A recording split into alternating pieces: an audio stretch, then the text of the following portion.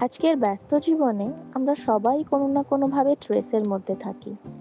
পড়াশোনা, কাজ, সম্পর্ক সব মিলিয়ে মন যেন কখনোই পুরোপুরি বিশ্রাম পায় না।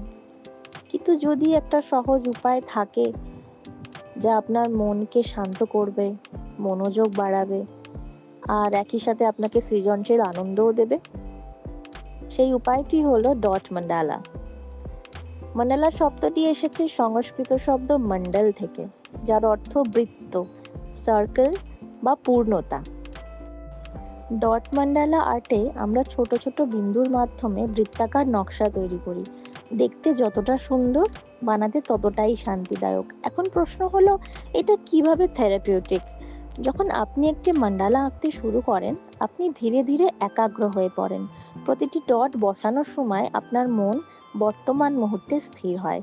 অতীতের ভাবনা বা ভবিষ্যতের দুশ্চিন্তা সব যেন একটু একটু করে মিলিয়ে যায়। এই প্রসেসটিকে বলা হয় মাইন্ডফুলনেস, মানে বর্তমান মুহূর্তে সম্পূর্ণ প্রেজেন্ট থাকা। ডট মান্ডালা আর্ট আপনাকে সেটাই শেখায়। আরও একটি বড় সুবিধা হলো, এতে কোনো ভুল নেই, সেই অর্থে কোনো নিয়মও নেই। আপনি যেমন খুশি ডিজাইন আঁকতে পারেন।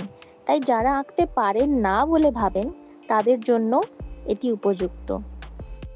হ্যাঁ, তবে এটা ঠিক, যারা প্রফেশনালি ডট মান্ডালা আর্টিস্ট, তাদের ক্ষেত্রে পারফেকশনটা নিশ্চয়ই জরুরি। যে কোনো আর্টের ক্ষেত্রেই পারফেকশন খুব জরুরি। কিন্তু যদি শুধু মনকে শান্ত করার জন্যে বা একটা থেরাপি হিসেবে আপনারা ডট মান্ডালা শুরু করতে চান, তাহলে সেইভাবে কোনো রুল আপনাকে মানতে হবে না। শুধু কিছু রং, কাগজ আর কিছু সাধারণ টুলস, যেমন কটন বাড বা ডটিং টুল, এগুলো থাকলেই আপনি শুরু করতে পারেন।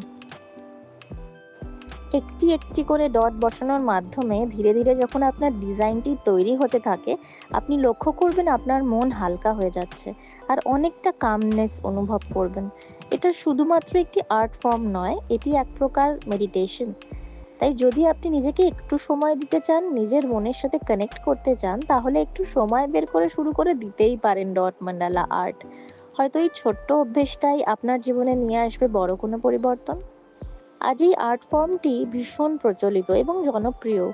শুধু নিজের হাতে বানানো নয়, যদি আপনি কারো ডটিং প্রসেস নিষ্পলকে দেখতে থাকেন, তাহলেও অদ্ভুত কামনেস ফিল করবেন।